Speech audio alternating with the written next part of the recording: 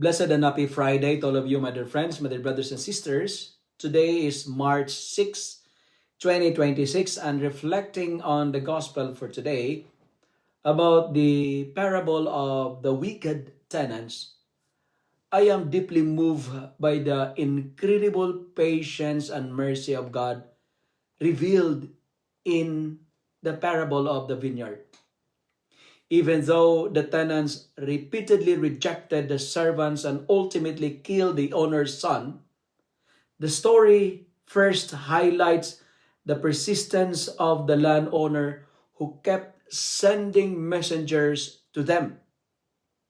This persistence reflects God's relentless mercy toward humanity. You know what?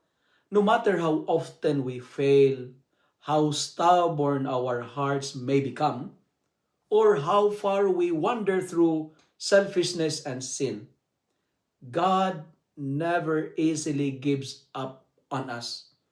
Again and again, He sends opportunities for conversion through His Word, through people who guide us, through moments that awaken our conscience, because His love is unstoppable and His patience with our weakness is beyond measure.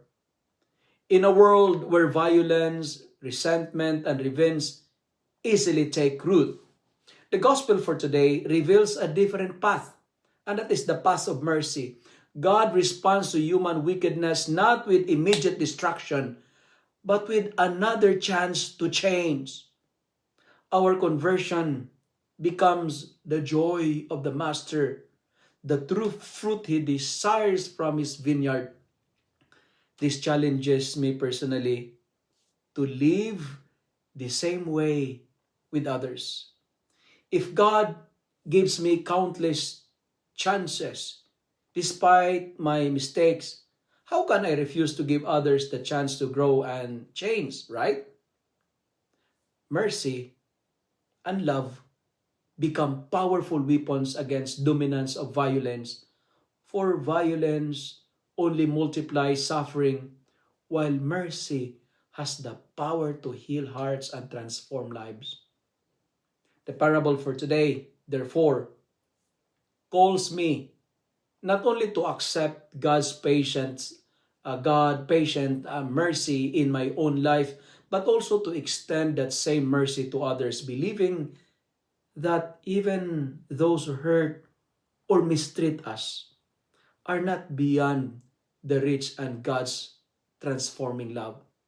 God keeps sending messengers because our conversion, our transformation is the joy of the Master.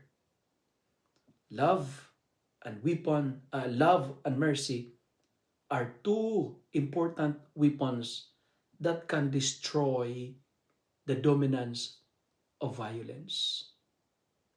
Dear friends, dear brothers and sisters, every day, God is giving us the second chance to better our life. If you love and like this reflection, kindly share it with your friends, share it with your family, make the Word of God viral so that many will be blessed. Amen.